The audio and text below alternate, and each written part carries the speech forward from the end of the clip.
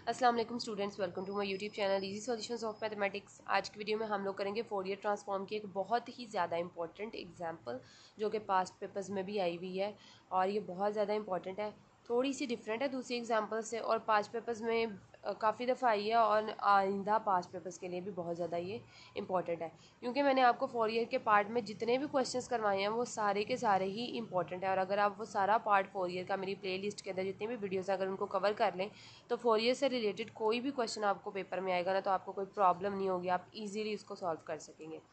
अच्छा जी, ये अब एग्जांपल कुछ इस तरह से, ये एक इस तरह से भी आ सकती है, दूसरा मैं आपको एक और तरीके से वो दिखाती हूँ, वो उस तरह से भी आ सकती है, सेम यही चीज़ है वो भी।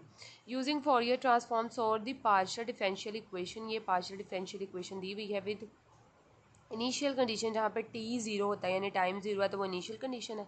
And u x approaches to zero as x जो है उसका module approaches to plus minus infinity. यहाँ पे आपको थोड़ा सा कन्फ्यूजन होती है कि ये प्लस माइनस इन्फिनिटी क्या चीज़ है, हालांकि सेम वैसे ही सॉल्व होना है। तो अब मैं आपको इसको नोट्स से दिखाती हूँ जहाँ पे मैंने इस एग्जांपल को सॉल्व किया हुआ है। एक तो मैंने आपको यहाँ से इसलिए दिखाया है, ये Z.R. भट्टी की बुक है, इसके अंदर ये इस तरीके से भी स्टेटमेंट आ सकती है और ये डेरिवेटिव्स को खोल के भी आ सकती है। डेरिवेटिव्स खोल के कैसे, वो मैं दिखाती हूँ। अच्छा जी, अब कंपैरिजन कर देते हैं। ये देखें ज़रा, यहाँ पे double derivative with respect to X और single derivative with respect to T है।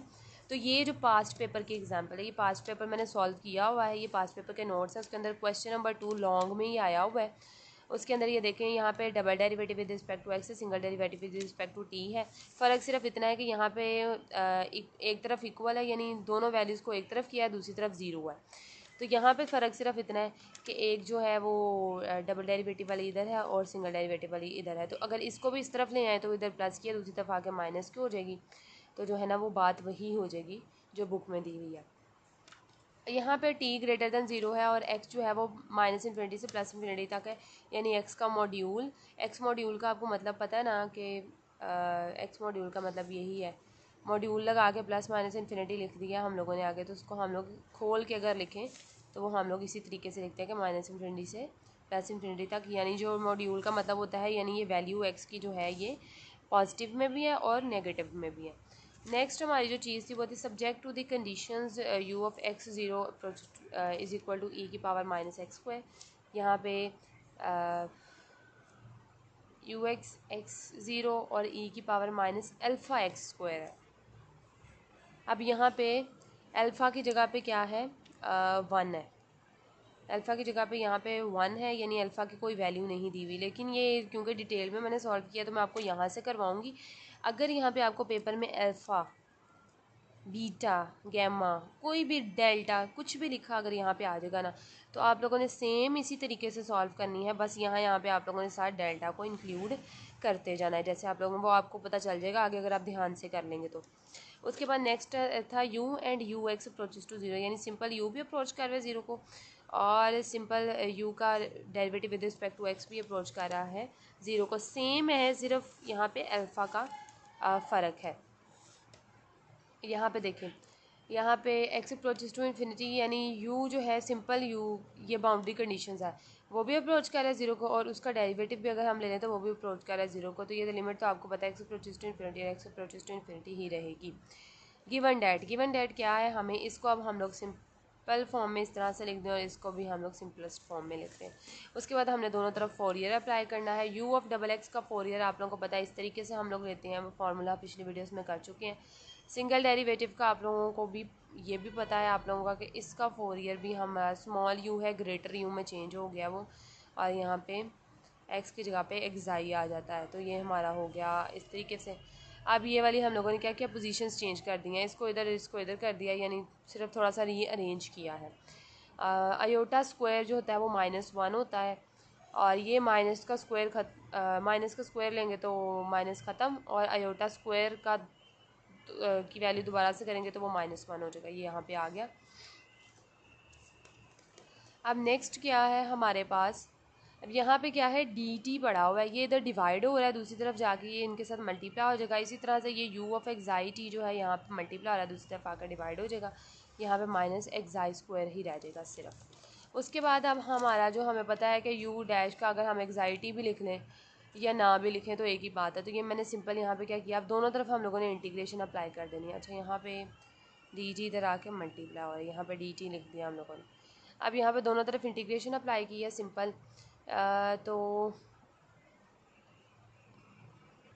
अच्छा यहाँ पे तो ऐसे डी टी की इतनी ज़रूरत ही नहीं है, यहाँ पे तो आना भी नहीं था।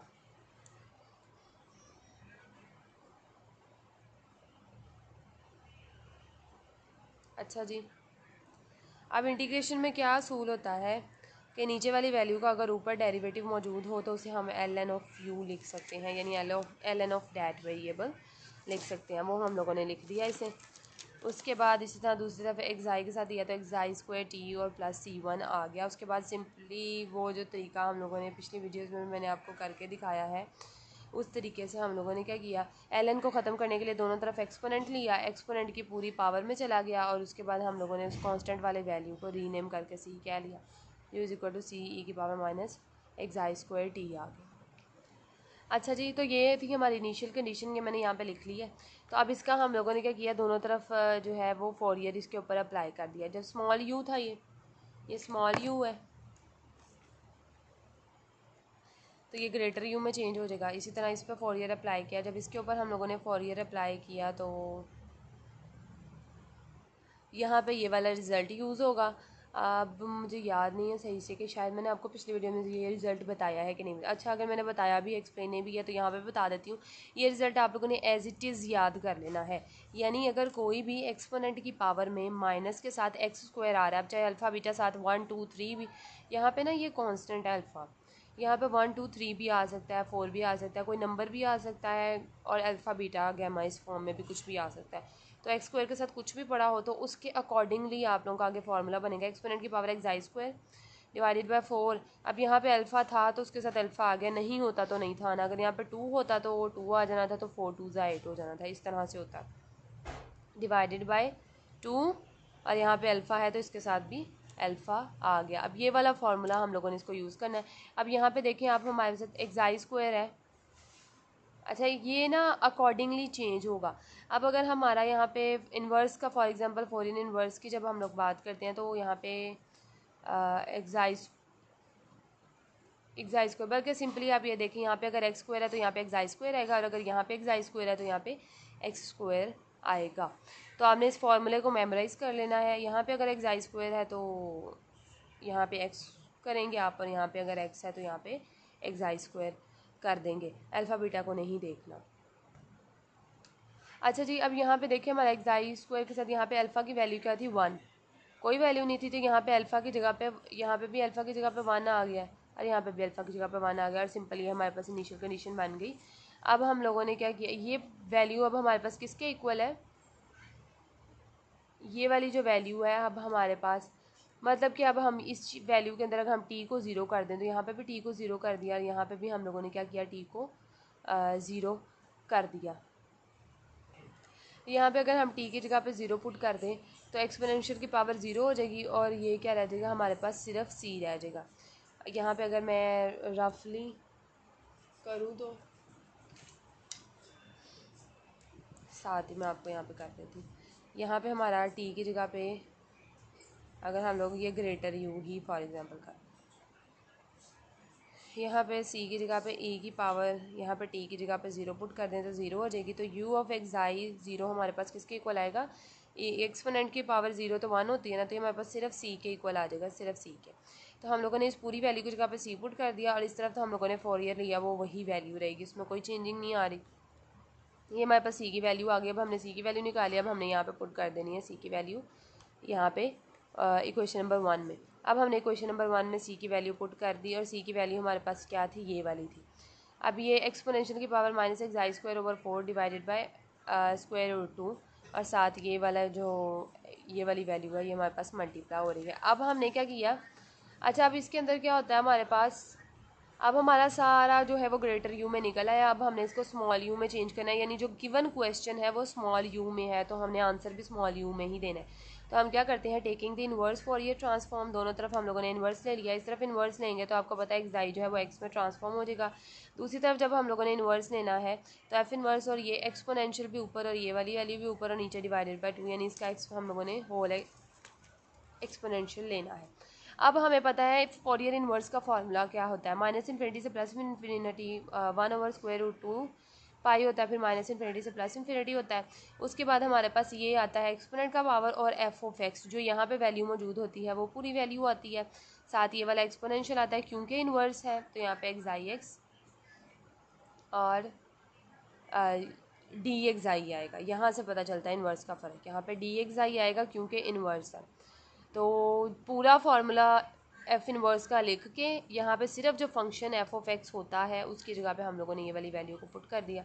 अब हमारे क्या है सारे एक्सपोनेंशियल, उनको हम लोग क्या कर देंगे कंबाइन, यानी बेस सेम हो तो पावर सबकी ऐड हो जाती हैं। -(x)² और -(x)² और यहाँ पे ये आ गया। अब यहाँ पे क्या किया, इस वैल्यू को अलग ही रहने दिया हमने, और यहाँ पे हम लोगों ने क्या किया, इसमें भी x² है, इसमें भी x² है, तो x² को हमने -(x)² को हमने कॉमन ले लिया, यहाँ पे 1/4 रह गया, और यहाँ पे प्लस, क्योंकि माइनस भी कॉमन आ गया तो प्लस t रह गया। अब यहाँ पे ये हो गया। अब हमने क्या करना है, दोबारा से इनको कंबाइन करना है। इसके लिए हम क्या करेंगे, ये वाली पूरी की पूरी वैल्यू जो है इसका एलसीएम लेंगे तो 1 + 4t/4 हो जाएगा। इसको हम लोगों ने ले लेना है कॉमन। अब आप लोग चाहें ना इसको तो एक्स पी लिख के ना तो पूरा बड़ा बड़ा करके भी पावर को सॉल्व कर सकते हैं, लेकिन मैंने इसको पावर में ही सॉल्व किया है ताकि कोई बच्चा कंफ्यूज ना हो। ये पूरी की पूरी वैल्यू हमने कॉमन ले लेनी है माइनस के साथ। अंदर क्या रह जाएगा, यहाँ पे सिर्फ x² रह जाएगा, और ये वाला माइनस भी कॉमन आ गया प्लस। अब आपको पता है यहाँ पे अब हमारे पास ये वाली पूरी वैल्यू इसके साथ तो मौजूद नहीं है, तो जब कोई वैल्यू उस वैल्यू के साथ मौजूद नहीं होती तो वो उसके साथ डिवाइड हो जाती है। ये वाली वैल्यू जब इसके नीचे आके डिवाइड होगी, ये वाली 1 + 4t वाली, तो ये उलट हो जाएगी। तो ये 4 है, इसको 9 मत समझना, ये 4 है। वो थोड़ी सी ओवर राइटिंग हो गई थी इस वजह से। अच्छा जी, ये उलट होके इसके साथ आ गई 4, ये वाला ऊपर चला गया, और 1 + 4t है, ये 1 + 4t, और इस तरह से चलें। अब हमने क्या करना है, स्क्वायर कंप्लीट करना है, कंप्लीटिंग स्क्वायर वाला काम। x² 4 iota x x/(1 + 4t) लिखा प्लस। अब हमें यहाँ पे 2 फार्मूले का 2 एक निकाला और एक 2 अंदर रह जाएगा, यानी 2ab x² और यहाँ पे 2 हमने फार्मूले का निकाल लिया, और a हमारे पास क्या है, xi है। 2 एक निकल गया फार्मूले का, एक xi निकल गया, तो पीछे एक 2 बचेगा आयोटा x ऊपर, और नीचे 1 + 4t बचेगा, यानी ये बचेगी वैल्यू। तो यानी इसका कंप्लीट स्क्वायर करना है, जो कि आप 9/10 से कर रहे हैं, तो हमने एक दफ़ा स्क्वायर करने के लिए इस वैल्यू को प्लस कर दिया, एक दफ़ा माइनस कर दिया। अब इतनी वैल्यू का हमारे पास स्क्वायर बंद हो जाएगा, और ये वाली वैल्यू जो है हमारे पास एक्स्ट्रा रहेगी, उसको हम लोग बाद में देखते हैं। अच्छा जी, अब ये वाली वैल्यू, इसका हमने स्क्वायर कंप्लीट कर लिया, वो बनेगा xi + 2 आयोटा x/(1 + 4t) का होल स्क्वायर। अब ये वाली वैल्यू इसके साथ भी, स्क्वायर के साथ भी मल्टीप्लाई, और ये एक्सपोनेंशियल की पावर में हमने इनको अलग कर लिया। उसके बाद ये वाली वैल्यू अंदर इसके साथ भी मल्टीप्लाई हो रही है। ये आप लोगों ने याद रखना है, स्टूडेंट्स यहाँ पे गलती करते हैं कि इसके साथ मल्टीप्लाई करवा दिया और इसके साथ करवाना ही भूल गए। ये होल ब्रैकेट है, ये वाली पूरी की पूरी वैल्यू इसके साथ मल्टीप्लाई होगी। यहाँ पे ये इसके साथ मल्टीप्लाई हो गई, ये हमने एक्सपोनेंशियल की पावर में अलग कर दिया। अब यहाँ पे ये मल्टीप्लाई का साइन है, सिर्फ साथ माइनस है, मल्टीप्लाई हो रहा है। ये 4 इस 4 के साथ कैंसिल हो गया, और एक 1 + 4t एक 1 + 4t के साथ कैंसिल हो गया। यहाँ पे इसका स्क्वायर खत्म है, ये इसके साथ, ये इसके साथ गया। x² / 1 + 4t -x² / 1 + 4t बचा, जो कि हमारा बाहर आ गया क्योंकि अब x है और t है। और यहाँ पे हमारे पास डिफरेंशियल कौन सा है, xi का है, तो मतलब x और t कांस्टेंट ट्रीट होंगे। यहाँ पे वेरिएबल मेन जो है वो xi है, तो ये वाली चीज़ हमारी वैसे की वैसे यहाँ पे आ गई। अब हम करेंगे सब्स्टिट्यूशन हम लोग किस तरीके से करेंगे कि हमारे पास जो e की पावर में जितनी भी वैल्यू मौजूद है सारी की सारी को हम लोग लेट कर लेंगे। अब इस पूरी वैल्यू को हम लोगों ने स्क्वायर रूट की फॉर्म में लेट करना है।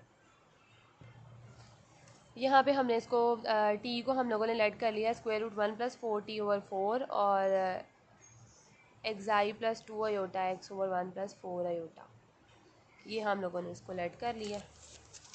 ये जो पावर में वैल्यू मौजूद थी इसके अकॉर्डिंगली ही किया है, तो ये आप लोगों ने ख्याल रखना चाहिए इसको, क्योंकि हम लोगों ने स्क्वायर का हम लोगों ने एक ही वैल्यू के बराबर इसको लेट करना है, यानी पूरी वैल्यू स्क्वायर में आनी चाहिए, इसलिए हम लोगों ने इसका स्क्वायर रूट लेट किया और इसको सिंपल स्क्वायर किया। अब इसका इसी का डिफरेंशियल लेंगे जब हम, तो ये कांस्टेंट ट्रीट होगी, ये इधर आ गई। और जब हम लोग इस पूरी वैल्यू का डिफरेंशियल लेंगे विद रिस्पेक्ट टू, मतलब डिफरेंशियल को लेंगे, तो क्योंकि हम एक्साई के अकॉर्डिंग चाह रहे हैं तो यहाँ पर डी एक्साई आ जाएगा, और इस वैल्यू में एक्साई नहीं है तो इसका डिफरेंशियल ज़ीरो आएगा। तो ये कांस्टेंट आ गई, और इस पूरे स्क्वायर में से सिर्फ इस वैल्यू का डिफरेंशियल आएगा जो कि डी एक्साई होगा।